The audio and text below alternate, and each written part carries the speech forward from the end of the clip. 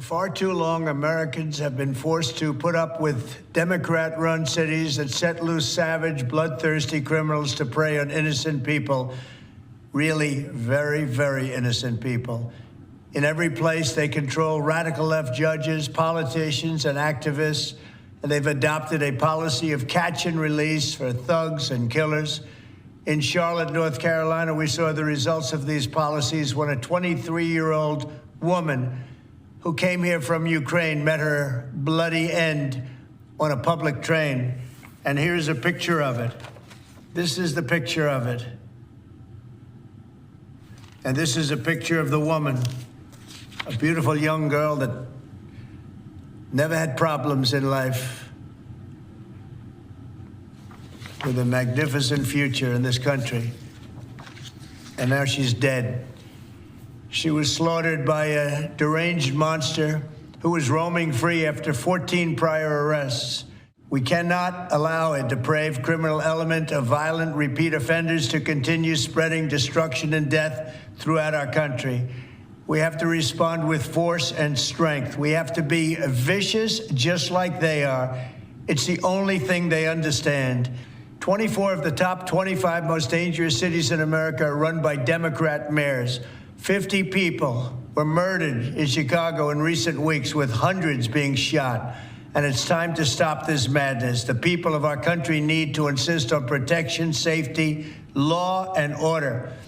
We have proven that it can be done because we did it right here in D.C., in District of Columbia. The capital of America was a bloodthirsty, horrible, dangerous place, one of the worst. And now it's a crime-free city, and we're going to keep it that way. It can be done. It can happen fast. All we want is, please, Mr. President, we need help. Chicago needs help. Other cities need help.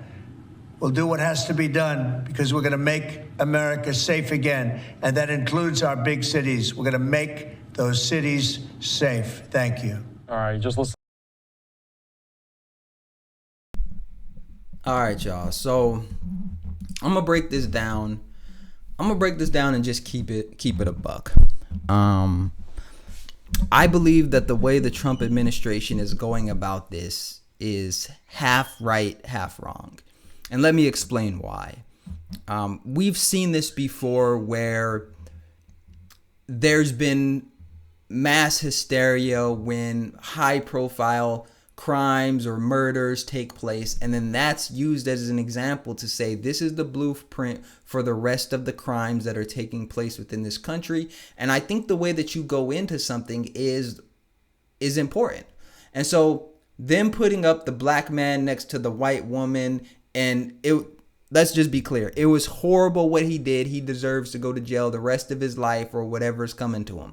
But I think that this is one of those things that I think makes politics so dangerous, is that when people watch this, everyone's going to see something and hear something different. Now, when I make videos on race, or I just look into racism, you can see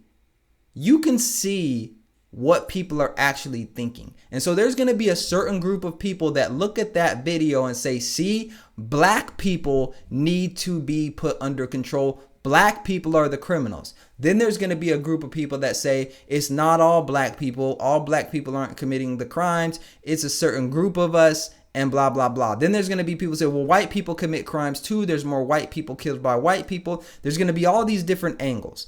I'm going to stick to how I think the president and the federal government should handle this. I think that they should be tough on crime, but I also think that they should put the message out there that it's not all black people, that there are certain criminal elements that exist within the community that exist because there's been a lack of opportunity and a lack of resources being poured into those communities in a useful way. We can't just say those communities were given resources, but we don't know where the money's going and we don't know how it's actually impacting people. Also, didn't we do this with the war on drugs? Wasn't this the stance that the federal government took when they did minimum sentences for drugs, and they started militarizing the police more, giving them military grade weapons to go in and execute their raids and police the streets? And so we've tested this theory before on whether, militarizing the police and going in and acting vicious, as he said, works. Now, I had a very interesting conversation on the Anton Daniels After Hours podcast a couple nights ago where we were talking about stereotyping and profiling. And one of the arguments that I made is that personal stereotyping against another person is completely different than public policy profiling and stereotyping. And the reason why is because you can only get it wrong so many times when you profile and stereotype people, where the people in the community are now going to be more afraid of the police. They're not going to accept the help that's been given because they themselves are not criminals and they have to go through certain things just to be just to walk around their neighborhoods or get the help. So I think that's one of the biggest issues, is that within the black community, it's so hard to build that trust because they're basing it on skin color. They're profiling on skin color and location. But a majority of the people in the community are not criminals. It's a small percentage of people. But when you just say, oh, they're black, aka they're criminals and they live in this area, so they're criminals, you end up doing more harm than good. And we go through another war on drugs like scenario where you just erode the trust of the black community when it comes to cops. Then you have black people saying don't trust cops. Then you get another NWA, and the cycle goes on and on and on. So I think the Trump administration has to be very careful with how they move forward with these things. Yes, I think we need to restore order. I don't even want to say restore, because a lot of these cities, we see that they haven't been safe for a long time. And I think we need to look towards more permanent solutions. Going in and showing a military force and strength is not a permanent solution. So I think we need to look at why these crimes are happening. I think we need to look deeper into that, put more resources into that, and have a more holistic approach. I'm all for the federal government going in and trying to kind of stabilize things. But then once it's stabilized, what are we going to do after that? That's the real question. What are we going to be doing after that? And I think that the Trump administration is feeding into the hatred and I want to say, polarization that some of these issues have, particularly when it comes to crime. This is nothing new. Black has always been associated with crime, even if we're not necessarily representative of a majority of the crimes against white people, even if there's an explanation for it. All of these things, right? We've seen throughout history how crime has been used and associated with black people. And all I'm saying is you're not going to get different results doing the same thing. Those tactics didn't work in the 80s and 90s during the crack epidemic. They didn't work in the 2000s. And what we're really talking about is a mass exodus of black men from the community again, meaning there's going to be that gap again with fatherlessness homes. And that's another thing. Conservatives talk about fathers in the home. What do you think is going to happen if you start going into these communities and over policing them and, labeling all of these people as criminals and throwing them behind bars? Aren't we just going to recreate some of the same things that are happening now? Aren't we just going to recreate another Charlie Kirk in 30 years going on college campuses debating people about we need fathers in the home?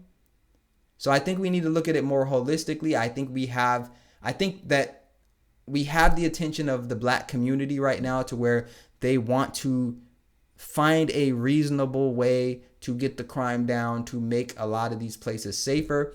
I don't think that President Trump should waste it trying to feed into maybe some of his base that wants to see that overall military action, just go in and treat them viciously like animals and stuff like that. Because then, like I said earlier, you get into some of your profiling is going to be wrong. Some of it's going to be wrong, and the ones that are wrong is going to outweigh what you're doing on the right side, because now you're going to get a whole nother generation that does not like cops, that does not believe that America is for them. So let's think about it holistically.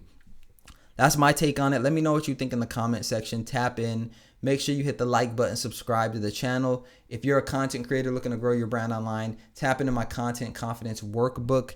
Info is in the description as well as pinned to the top of the chat. We're almost at 2,000 subscribers. Please, please, please hit the like button, subscribe. Let's get there. Appreciate y'all. My name is Fitz, and I'll see you in the next video.